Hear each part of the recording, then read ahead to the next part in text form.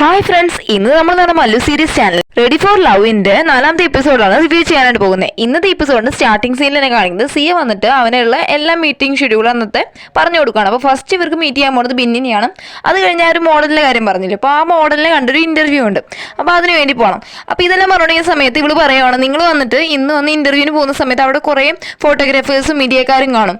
ആ സമയത്ത് നിങ്ങൾക്ക് ഈ കളർ കോട്ടായിരിക്കും നല്ലതെന്ന് പറഞ്ഞിട്ട് കോട്ട് എടുത്ത് കൊടുക്കണം. മാത്രമല്ല അപ്പോൾ അവൻ പറയുകയാണ്, നീ ഒരു നല്ല അസിസ്റ്റന്റ് ആയിരിക്കണമെങ്കിൽ നീ ഈ കോട്ടൊക്കെ എനിക്ക് നീ തന്നെ ഇട്ട് തരാമെന്ന് പറയുന്ന സമയത്ത് സിയ അടുത്ത് എന്നിട്ട് ഇട്ട് കൊടുക്കാൻ പോയതിനു ശേഷം സിയ പറയണം, പിന്നെ എനിക്ക് വേറെ പണിയില്ലെന്ന് പറഞ്ഞിട്ട് അവൾ അവിടെ നിന്ന് ഇറങ്ങി പോകാട്ടോ. അത് കഴിഞ്ഞിട്ട് ഇവർ നേരെ പോകുന്നത് ബിന്നിനെ കാണാനാണ്. അപ്പോൾ ബിന്നെ കാണാൻ പോകുമ്പോൾ ഇവരെത്തുന്നതിന് മുമ്പ് തന്നെ ബിന്ന് വന്ന് ബിന്നിൻ്റെ ആ ഒരു വേലക്കാരെ വെച്ചിട്ട് ഒരു സെർവൻറ്റിനെ വെച്ചിട്ട് അവിടെ കുറച്ച് കേക്ക്സ് എല്ലാം റെഡിയാക്കി വെച്ചിട്ടുണ്ട്.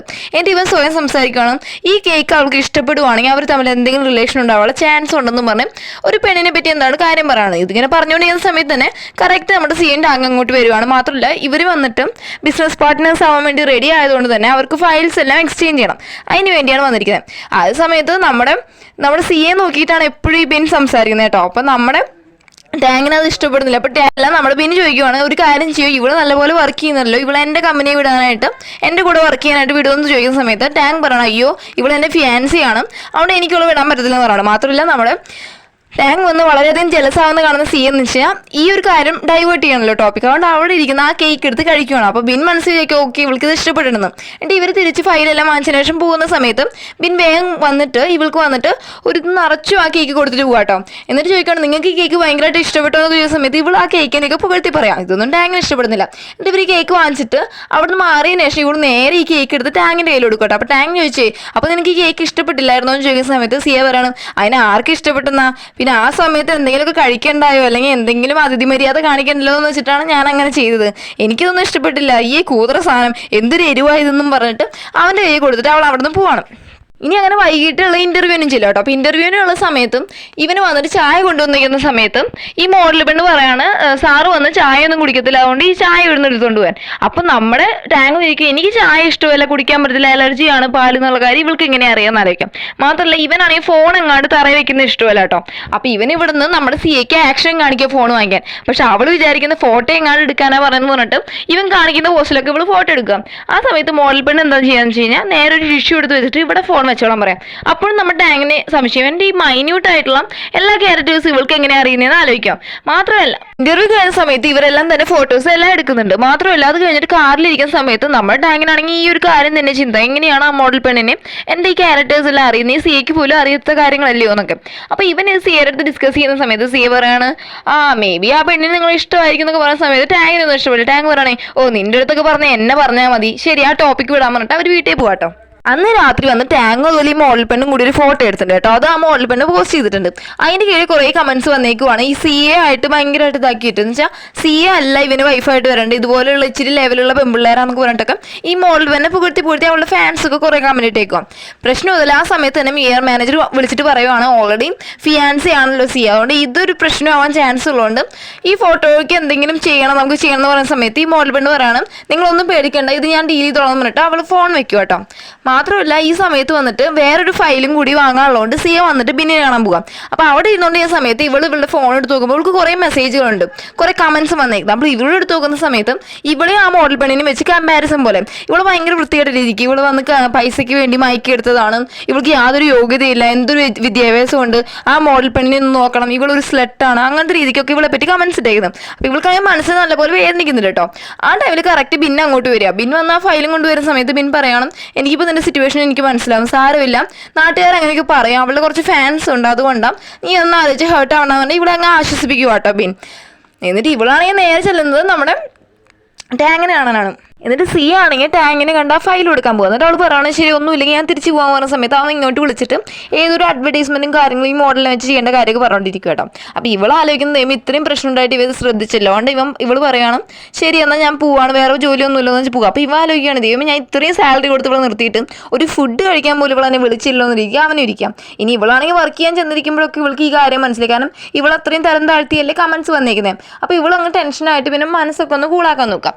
ആ സമയത്താണ് മോഡൽ പെണ്ണ് ഇവളെ കാണാൻ വന്നിട്ട് പറയുന്നത്. എന്നിട്ട് ഇവള് ചെന്നിരിക്കുന്ന സമയത്ത് മോഡൽ പെണ്ണ് ഇവളോട് സോറി ചോദിക്കണം. സത്യം പറഞ്ഞാൽ ഞാൻ ആ ഒരു പോസ്റ്റ് എൻ്റെ അക്കൗണ്ടിൽ ഇട്ടുകൊണ്ടല്ലേ നിനക്ക് ഇത്രയും പ്രശ്നം വന്നത്, ഞാൻ കാരണം നീ ഇങ്ങനത്തെ കമൻസ് എല്ലാം ഫേസ് ചെയ്യേണ്ടി വന്നതുകൊണ്ട് സോറി ചോദിക്കുമ്പോൾ സീബർ അത് കുഴപ്പമില്ല, അത് അങ്ങനെയല്ലേ, അത് പ്രശ്നമില്ല എന്നുള്ള രീതിക്ക് ഇവളും പറയണം. മാത്രമല്ല മോഡൽ പെണ്ണ് പറയണം നമുക്ക് എന്താ ഫ്രണ്ട്സ് ആയിരിക്കാം, നിനക്ക് എന്തെങ്കിലും വിഷമം കാര്യങ്ങളും നിങ്ങളുടെ റിലേഷൻഷിപ്പിൽ എന്തെങ്കിലും പ്രോബ്ലം ഉണ്ടെങ്കിലും നീ എൻ്റെ അടുത്ത് ഷെയർ ചെയ്യും, ഞാനത് നോക്കിക്കോളാം എന്ന് മോഡൽ പെണ്ണ് പറയുവാണ്.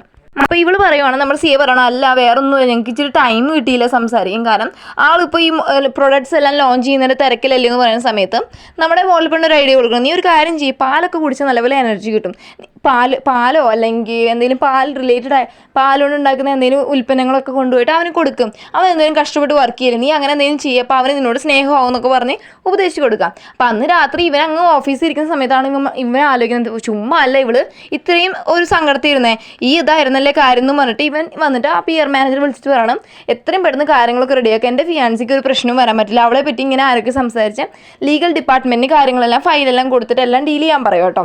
സത്യം പറഞ്ഞാൽ രാത്രിയാണ് അവൻ ഈ കാര്യങ്ങളെല്ലാം അറിയുന്നത്, ഉച്ചയ്ക്കൊന്നും അവൻ ഈ കാര്യത്തെ പറ്റിയൊന്നും അറിഞ്ഞില്ലായിരുന്നു. എന്നിട്ട് അവൾ വന്നിട്ട് അവനൊരു പാൽ കൊണ്ടുണ്ടാക്കി നല്ലൊരു കേക്ക് ബേക്കറിയിൽ നിന്ന് വാങ്ങിച്ചുകൊണ്ടൊന്ന് കൊടുക്കുക കേട്ടോ. അപ്പോൾ അവൻ ചോദിക്കണോ ഇപ്പോഴാണ് എന്നെ കാണാൻ വരാൻ തോന്നിയെന്ന് പറഞ്ഞിട്ട് ഇവൻ ഇത് കഴിച്ചിട്ട് ചോദിക്കുവാണ്, നീ എൻ്റെ അടുത്ത് എന്താ എല്ലാ കാര്യം തുറന്നു പറയാൻ, ഞാൻ എൻ്റെ അടുത്ത് എന്തിനാ മറച്ചു വെച്ചെന്ന് ചോദിക്കണം.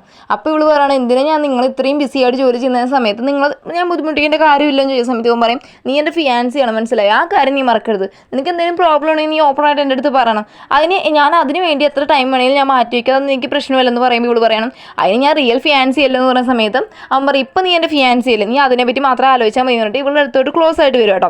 ആ സമയത്ത് ഇവന് വന്ന് വയറ് ഭയങ്കരമായിട്ട് വേദനിക്കുന്നു. അപ്പോൾ ഇവൻ ചോദിക്കണം നീ എന്തുകൂടി എന്നെ കൊല്ലാൻ വേണ്ടി എന്തെങ്കിലും ചേർത്തിട്ടാണോ കൊണ്ടുവന്ന് തരുന്നതെന്ന് ചോദിക്കുന്ന സമയത്ത് ഇവള് പറയാം അല്ല ഞാൻ ഇത് ബേക്കറിയിൽ നിന്ന് ഇപ്പോൾ വാങ്ങിച്ചുകൊണ്ട് എന്താ പാൽ വെച്ചിട്ടുള്ളതാകുമ്പോൾ നിങ്ങൾക്ക് നല്ലതല്ലേ എന്ന് പറഞ്ഞ സമയത്ത് അവൻ പറയണേ എനിക്ക് ഈ സാധനം അലർജി ചെയ്യുന്ന കാര്യം നിനക്ക് അറിഞ്ഞുകൂടറി എന്ന് പറഞ്ഞിട്ട് ഇവൻ വേഗം ബാത്റൂമിൽ പോകാട്ടോ. ഇപ്പം നമ്മൾ സിക്കാണെങ്കിൽ ആകെ സങ്കടമായി, അവൾ നല്ലതിന് വേണ്ടിയല്ലേ ചെയ്തത്, പക്ഷേ അതിങ്ങനെയാവും അവൾ വിചാരിച്ചില്ലല്ലോ.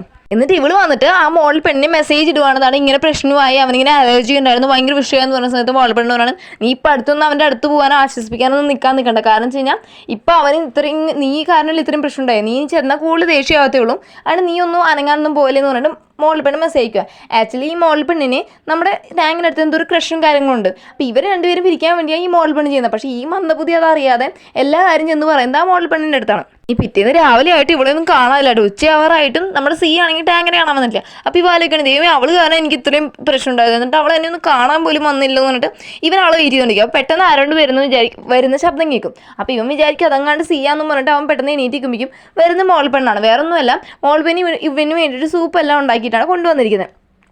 അപ്പോൾ ഇവനങ്ങ് നിരാശയാവും, കാരണം സി അല്ലല്ലോ വന്നേ. അപ്പോൾ ഈ മോളിൽ വേണ്ടി സംസാരിച്ചിട്ട് പറയാൻ ഞാൻ നിങ്ങൾക്ക് വേണ്ടി സൂപ്പൊക്കെ ഉണ്ടാക്കി കൊണ്ടുവന്നിരുന്നു പറഞ്ഞിട്ട് തരുന്ന സമയത്ത് ഇവൻ പറയണ ഇല്ല ഞാൻ അങ്ങനെ സൂപ്പൊന്നും കഴിക്കത്തില്ലെന്ന് പറഞ്ഞിരിക്കുന്ന സമയത്ത് കറക്റ്റ് വന്ന് സി അങ്ങോട്ട് ഇവന് വേണ്ടി സൂപ്പൊക്കെ കഷ്ടപ്പെട്ട് ഉണ്ടാക്കിക്കൊണ്ട് വരും കേട്ടോ. അപ്പോൾ ഇത് കാണുമ്പോൾ ഇവൻ ഹാപ്പി ആവുക. മാത്രമല്ല മോഡൽ പെണ്ണ് ഓൾറെഡി സൂപ്പ് ഉണ്ടാക്കി കൊണ്ടുവന്ന് കണ്ടുകൊണ്ട് സി എന്ത് ചെയ്യാൻ ചെയ്യും നേരെ അവളെ സൂപ്പ് കൊടുക്കാതെ തന്നെ അവൾ അവിടെ നിന്ന് തിരിച്ചു പോകാം കേട്ടോ. അപ്പോൾ ഇവൻ വന്ന് ഇവൾ പോകുമ്പോൾ ഇവൾ വിളിക്കാൻ നിൽക്കുന്ന സമയത്ത് നമ്മുടെ ആ മോളിൽ പെണ്ണ് കൊണ്ടുവന്ന സൂപ്പ് ഉണ്ടല്ലോ അത് തട്ടി ഇവൻ്റെ കൈ വീഴുവാണ്. അപ്പോൾ അവൾ ഇതെല്ലാം മോളിൽ പെണ്ണ് തുടച്ചു കൊടുക്കുക കേട്ടോ. മാത്രമല്ല ഇവനങ്ങ് ടെൻഷൻ, മോളിൽ പെണ്ണ് പറയുന്ന ശരി ഞാൻ പോവാന്ന് പറഞ്ഞ് പോകുന്ന സമയത്ത് നമ്മുടെ ടാങ്ക് വന്നിട്ട് ശരിക്കും പറഞ്ഞാൽ സിയെ കാണാൻ വേണ്ടി വരും. അപ്പോൾ നമ്മുടെ മോളിൽ പെണ്ണ് പറയണം അല്ല എന്നെ പറഞ്ഞു വിടാൻ നിങ്ങൾ ഇത്രയും ഫോർമലായിട്ട് വരണമെന്നില്ല, അതിൻ്റെ കാര്യമൊന്നുമില്ല എന്ന് പറഞ്ഞ സമയത്ത് ടാങ്ക് പറയണം അത് വേറെ ഒന്നുമില്ല എൻ്റെ ഫിയാൻസിയെ കാണാൻ പോകാമെന്ന് പറഞ്ഞിട്ട് പോകുമായിരുന്നു. അപ്പോഴാണ് നമ്മൾ മോളിൽ പെണ്ണ് ഒരു കാര്യം ആലോചിക്കുന്നത്, അവളൊരു ഫ്ലാസ്കിൽ കൊണ്ടുവന്ന് സൂപ്പ് കൊടുത്തില്ല ഇവന്. ആ ഫ്ലാസ്ക് ശരിക്കും പറഞ്ഞു കഴിഞ്ഞാൽ ഇവള് വന്നിട്ട് ഒരു ചെറുക്കൻ്റെ കാര്യം ആലോചിക്കുക, വേറെ ഒന്നുമില്ല. ഇവൻ ചെറുപ്പത്തിൽ സ്കൂളിൽ പഠിച്ച സമയത്ത് നമ്മുടെ ടാങ്കിന് ഒരു ഫ്രണ്ട് ഉണ്ടായിരുന്നു, ഒരു ചെറുക്കന് ഒരു ബെസ്റ്റ് ഫ്രണ്ട് ഉണ്ടായിരുന്നേ. അവനെ പിള്ളേരെല്ലാം ബുള്ളി ചെയ്ത സമയത്ത് ഇവനാണ് വന്ന് രക്ഷിച്ചതൊക്കെ. ആ സമയത്ത് ഇവൻ വന്ന് കൊടുത്തു പോയ ഫ്ലാസ്ക്കാണ് ഈ പിങ്ക് കളറിലുള്ള ഫ്ലാസ്ക്. ഇതിനെ പറ്റിയൊക്കെ മോളിൽ പെണ്ണ് ആലോചിച്ചിട്ട് അവിടെ നിന്ന് പോകണം. ഇനി നമ്മുടെ ടാങ്ക് ആണെങ്കിൽ നേരെ സി എടുത്ത് നിന്നിട്ട് പറയണം നേരെ സൂപ്പ് ഇങ്ങനെ ഞാൻ കുടിക്കട്ടെ എന്ന് പറയുന്ന സമയത്ത് ഇവിടെ പറയണം ഇനിയിപ്പോൾ നീ കുടിക്കേണ്ട കാര്യമൊന്നുമില്ല, നിനക്ക് സൂപ്പ് കൊണ്ടുവന്ന് തരാൻ ആൾക്കാരുണ്ടല്ലോ, നീ അത് കഴിച്ചേക്കാൻ പറയുന്ന സമയത്ത് അവൻ പറയാം അയ്യോ എനിക്ക് ആ സൂപ്പൊന്നും ഇഷ്ടപ്പെട്ടില്ല, നീ ഉണ്ടാക്കിയ സൂപ്പ് ഇഷ്ടപ്പെട്ടെന്ന് പറഞ്ഞിട്ട് അതെടുത്ത് കഴിക്കും കേട്ടോ. മാത്രമല്ല കഴിച്ച് കഴിയുമ്പോൾ ഇവള് പറയണേ ശരി എന്നാൽ ആ കഴിച്ച പാത്രം കഴുകി വെച്ചിട്ട് പോയാൽ മതി എന്ന് പറഞ്ഞ സമയത്ത് അവിടെയുള്ള മറ്റേ കോവർക്കേഴ്സ് എല്ലാവരും കൂടി ചിരിക്കുന്ന സീനോട് കൂടിയാണ് നമ്മുടെ ഇന്നത്തെ എപ്പിസോഡ് ഇവിടെ അവസാനിക്കുന്നത്. ഓക്കെ ഫ്രണ്ട്സ്, നിങ്ങൾക്ക് ഈ വീഡിയോ ഇഷ്ടപ്പെട്ടാൽ ലൈക്ക് ചെയ്യാനും ഷെയർ ചെയ്യാനും സബ്സ്ക്രൈബ് ചെയ്യാനും മറക്കല്ലേ. മാത്രമല്ല നെക്സ്റ്റ് ഒരു വീഡിയോ ആയിട്ട് വരുന്നതായിരിക്കും. Bye bye.